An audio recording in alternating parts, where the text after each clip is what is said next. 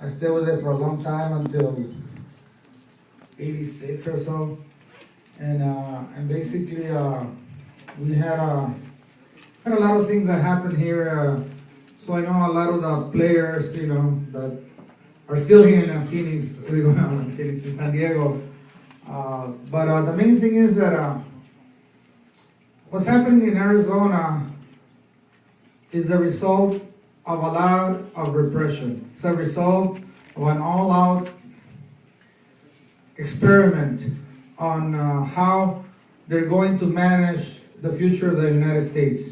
And Arizona is a lab where everybody is experimenting, and I'm talking FAIR, the right wing, the government, the CIA, the FBI, and everybody else, and the corporations are experimenting with Arizona.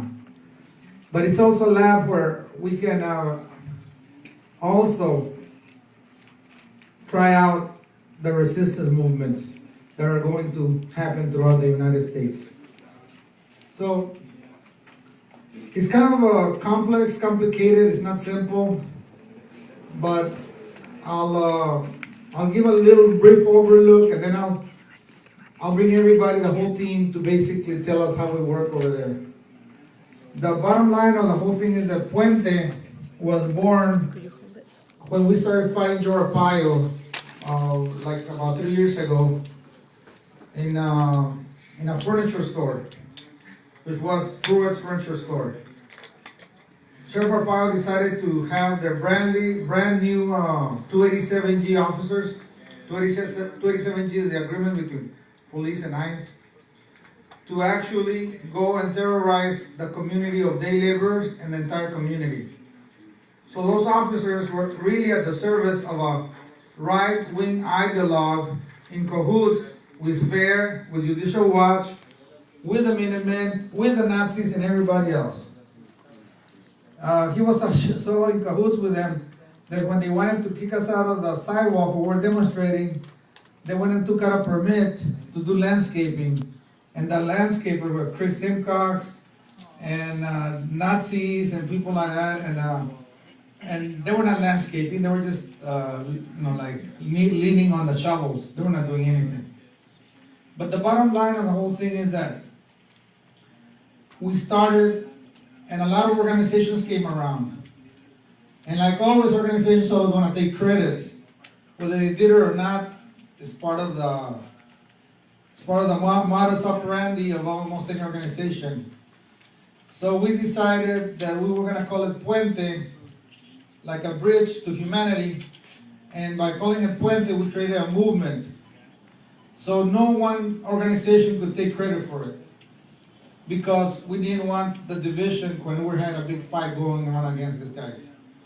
So Puente basically became a bridge to humanity. And a lot of people confuse it. Some people think it's an organization, but it's not. It does not have a board of directors. It has like guiding council, but it doesn't have a board of directors. And the guiding council is always changing. It's not always the same. And the organization is really Tonatierra, is the organization. And the CDBs, los Comités de Defensa del Barrio, is what we started in May, when we actually went, and the experiment that we had with the jornaleros for 10 years, in which we were able to organize jornaleros and basically be able to have relationship with the business community, relationships with the schools, relationships even with the police so they wouldn't repress us, relationship with the city and all of that. We decided that we were going to take that experiment and make it bigger. And that's where the Comité de Defensa del Barrio started. But they didn't start because I wanted to start it. It started because everybody, after everybody was gone, Luis Gutierrez was gone, El Pastor was gone, everybody was gone after they gave their speeches. All the non-profits were gone, the people stayed behind. And then 2 or 3 of them started talking to me, said, what are we gonna do, what are we gonna do? And I said, I cannot tell you what to do. We can talk about it and you can tell me what you guys want to do, but I don't have that magic wand to say this is what we're going to do. So we started talking, and then somebody said, let's boycott the Diamondbacks. Somebody said, Let's boycott a ranch market. Let's boycott this. Let's boycott that. So I said, okay, let's meet on Monday. And there was about 300 people by that time. Three or four started, then it was 50, then it was 100, then it was 300 people. So I said, let's get started on Monday and we'll have a meeting. Come to the Puente meeting. And I thought nobody was gonna show up because it happened before. But 150 or 200 people showed up. And then we started talking. And then we started talking. And we kept on talking. And they have kept on coming. We have between 50 to 100 people in every Monday assembly. And we're going to show you how we're divided and everything else. But the bottom line is that what we had done at a micro level with the jornaleros, we just did it at a bigger level. Still not macro, we only have about 12 barrio defense committees in existence right now. But we divided the city into north, south, east, west, center. And with that, we had an assembly. And then that developed into actually having representation of each one of the comités, so that they have like a consejo, un comité de consejos.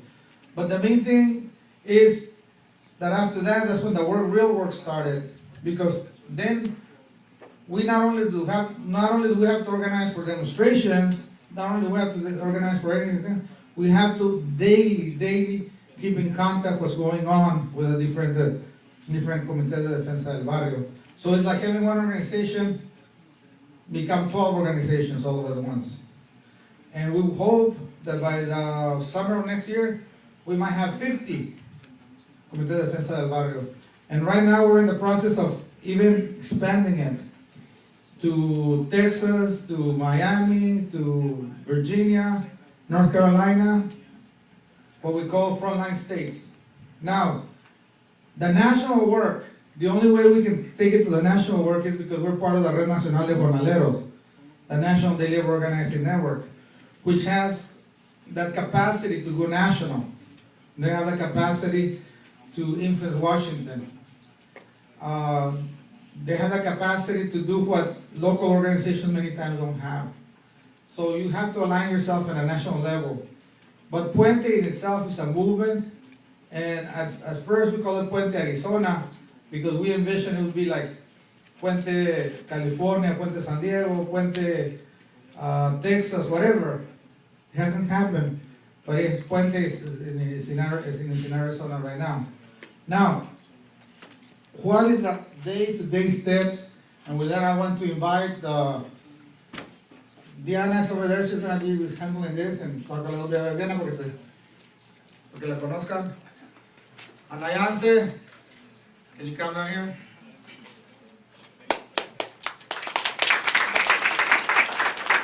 Erika,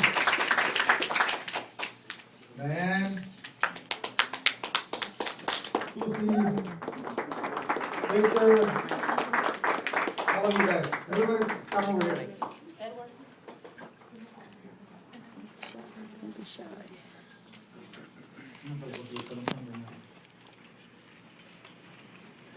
Okay, these are so some of them are community members like Alma and Susie, and the other ones have been part of the Puente movement for a long time. And I'm gonna tell you one thing: the transition from being an activist into being an organizer is very hard, because working with the community every day is harder than just being an activist. Being an activist, I was an activist for a long time here in San Diego, and all you do is just go and tirar rollo. But being an organizer is different, okay? But anyways, they're gonna show a couple of videos, then they're gonna take you through a process of how we work, okay? So entonces los videos y luego pasan otra vez.